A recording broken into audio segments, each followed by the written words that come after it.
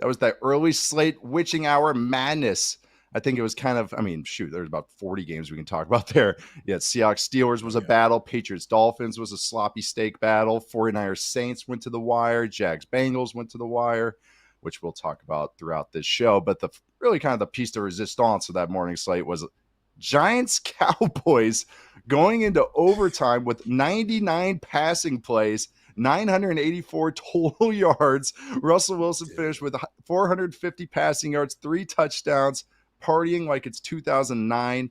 His highest EPA per dropback since week 17 of 2022. That's like 3 teams ago for Russell. Dak Prescott finished with 361 yards, 2 touchdowns in the victory. This game had 26 penalties, including an onslaught of personal fouls. At one point, I think there was 5 on one play, 266 yards of penalties total. Where to start with this game, Chuck? What is your takeaways of the witching hour, the Cowboys Giants madness, is everything that happened in that morning slate? I got to be honest. Like I feel like I've been so overexposed to the New York football scene that whenever I get a chance to like not pay attention to it, I usually take it. So I wasn't really aware of what was going on in that game until about the fourth quarter because I hadn't watched all too much of it, and then I felt like it just turned into some ridiculous, not even a shoot, like a track meet, where no defense could do anything. All the stars were playing at the peak of their abilities. Like you said, the penalties, like Giants offensive tackle James Hudson, he got 4 penalties in a row during a stretch. Where it was really, really crazy. And even just to get like kind of like a weird prime Russell Wilson game, it was fun just to see him throwing the deep ball, getting Malik Neighbors involved. Yep. But like if you're looking at it from a Cowboys perspective, this is like when you build the bend don't break defense, but you miss the part that makes it bend, you know. So you're just getting absolutely killed. Like when you have DBs that like to take chances on the ball, yeah. When you have DBs that like to take chances on the ball, like Diggs and Bland, that's when it's really great to have someone like Micah Parsons because sometimes that ball's going to come out errant. But no, they got absolutely shredded today by an offense that I don't think they could replicate this again this season. So shout out to Russell Wilson for getting turned back block one. Yeah. That was one of the crazy things that happened in that final little stretch of the witching hour. And especially when, a lot of Giants fans, including, some people working on the show were, calling for Jackson Dart. And all of a sudden they, not you, Charles, behind the scenes, but some people also calling for Jackson Dart. And, and then Russell's just like, all right, this is why you brought me in. It was cool, like you said, to see the deep ball back. You mentioned that those Cowboys DBs really like to take chances on the ball and everything. Under 2.5 seconds, Russell Wilson was 13 of 16 for 85 yards. Okay, 5.3 yards per attempt. Over 2.5 seconds to throw, 60, which was 61% of his attempts, 17 and 25, 365 yards, 3 touchdowns, 1 pick, 14.6 yards per attempt. So like you said, if the Giants O-line held up or if they got beat, and the Cowboys pass rush wasn't really like anything to write home about, it felt like. Neither was the Giants. The Giants defense overall was like, a couple splash plays by like Drew Phillips, but he also got beat. And so it's just, the Giants defense, as producer Stone could get ready for some take poker for me in a couple days. I'm ready to fold on that top 10 defense take because they can't cover anybody. But no, it was a really entertaining game. We got to see some booming kicks as well. We got to see plenty of penalties. I felt like the scene from The Replacements where everybody's hitting each other. Both teams finished with a success rate about 45%. And like you said, what you just noticed, the Malik Neighbors, the Giants, deep ball connection was going. The explosive plays were happening left and right. Got to see some of the young players getting after, like Cam Scadaboo. So yeah, it was an entertaining game. And then on the flip side, the Cowboys offense, it's like, man, if you knew this Cowboys offense was going to cook like this, sure would have been nice to have a defense to match, like a number one pass rusher in the world right now to be on that defense in the prime of his career. That would be really sweet. Maybe going into this year in a wide open NFC, but.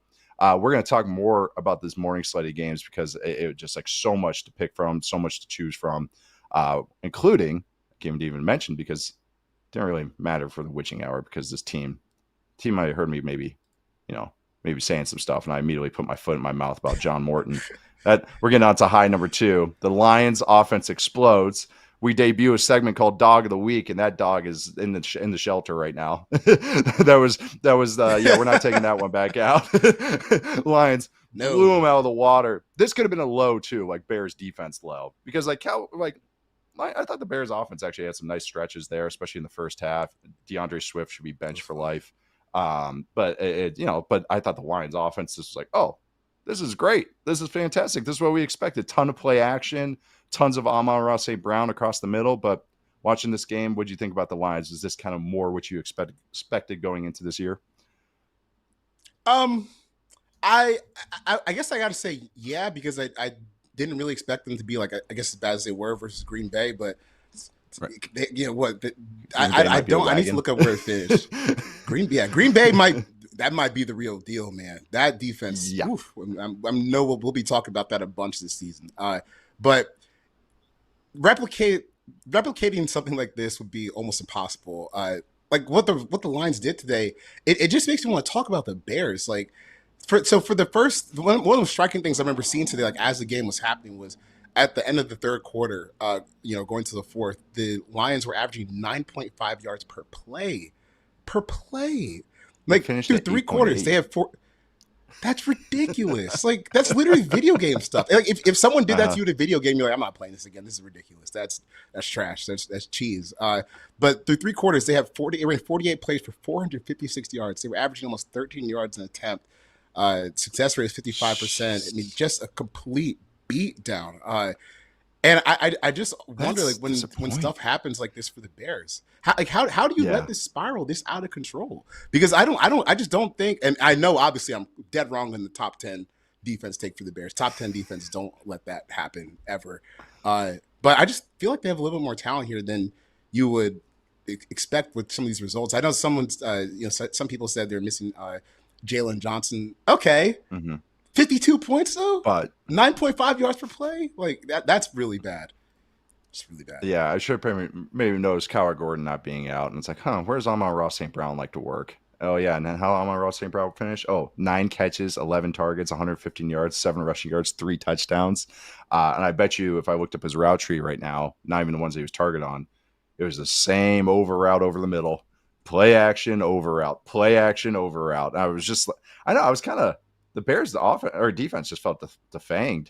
Like they just like couldn't like just like they didn't do anything. I was looking up play action stats for Goff, and then actually I stopped because I was like, well, let's just actually just use his total stats: 23, 28, 5 touchdowns, 156 passer rating. I don't even have to use advanced stats, but I will. 65% success Yeah. rate.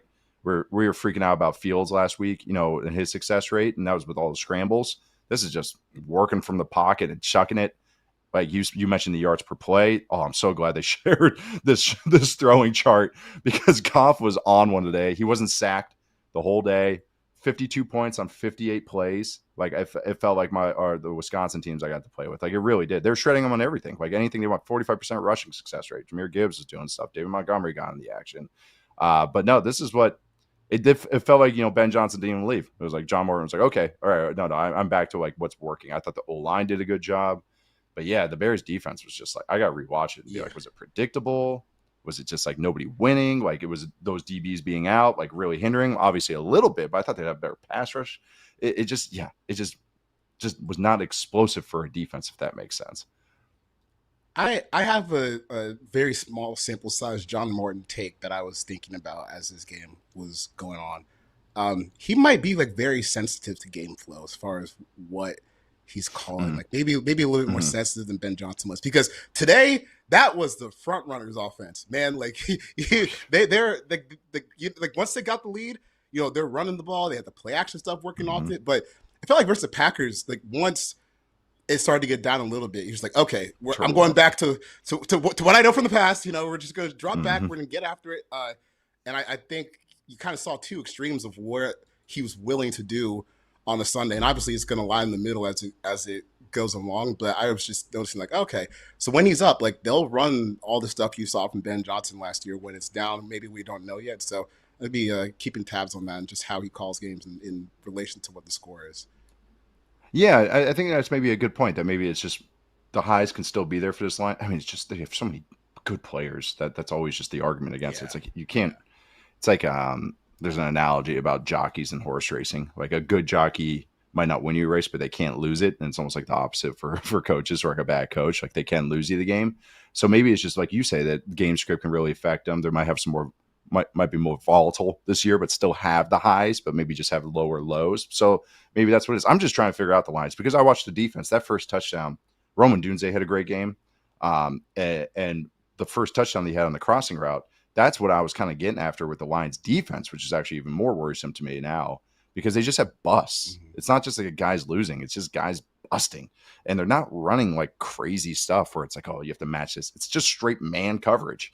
So that's where that one I'm really keeping an eye on more. But yeah, I feel like this offense is just so insulated. You still have Dan Campbell giving his opinion. You still have Hank Fraley. And I mean, you just felt it today. I mean, this NFC North is just everyone's just going to beat the crap out of each other. So I can't wait for some more of these matchups that we're going to get to see. Yeah. High number 3. This was one of yours, and this was also from the morning slate, and a pretty entertaining game featuring maybe not the most noteworthy players, but a very entertaining game. And what was high number 3 for you, Chuck?